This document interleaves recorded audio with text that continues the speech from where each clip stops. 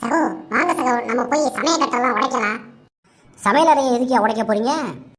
என்ன சகோ புரியாம கேக்குறீங்க?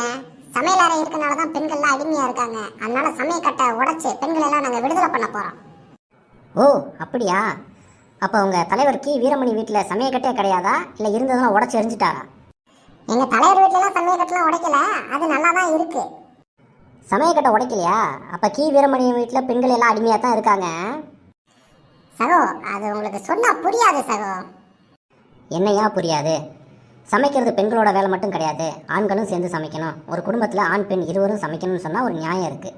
அதை விட்டுவிட்டு சமையக்கட்டை உடைங்கன்னு சொல்லுவது எப்படி? சமையக்கட்டெல்லாம் உடச்சிட்டு ஹோட்டல்லே சாப்பிட்டுட்டு இருப்பீங்களா? ஹோட்டல்லே சாப்பிட்டுட்டு இருந்தால் அது உடம்புக்கு நல்லதில்லை, ஒரு வீட்டினுடைய பொருளாதாரத்துக்கும் நல்லது கிடையாது. ஓ அப்படி ஒரு விஷயம் இருக்கா? அப்படித்தான். சரி, ஜாதியெல்லாம் அழியட்டும்னு சொன்னால் ஒரு நியாயம் இருக்குது. அதெல்லாம் திருமணம் குடும்ப முறையெல்லாம் அழியட்டும்னு சொல்லி எழுதி வச்சுருக்கீங்க, அது என்ன கணக்கு?